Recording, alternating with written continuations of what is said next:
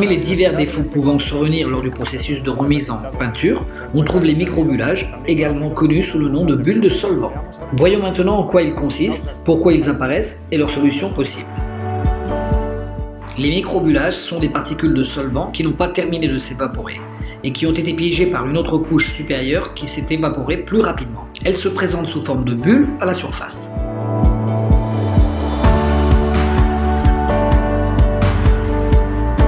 Un changement soudain de la température ambiante peut provoquer l'apparition de microbullages.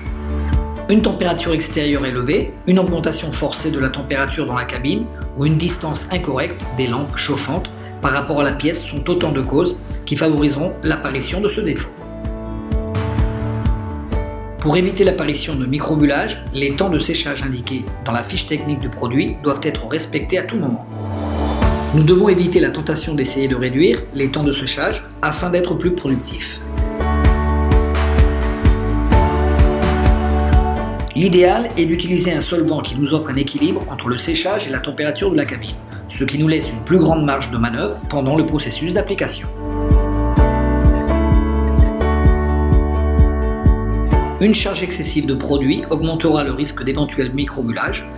D'autre part, l'application de couches fines et humides sur la pièce favorisera la création d'un feuille de peinture beaucoup plus uniforme et homogène.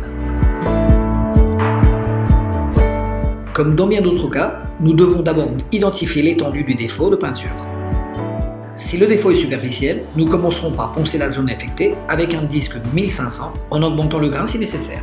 Une fois que nous avons réussi à éliminer les microbullages de la surface, nous polissons la pièce à la machine avec un polish de coupe, puis nous appliquons un autre lustrant. Pour une bonne finition, il est conseillé de recommencer le processus de la peinture à partir de zéro lorsque les microbullages sont de grande taille. Nous devrons préparer la pièce, la poncer jusqu'à ce qu'elle atteigne la surface sans défaut.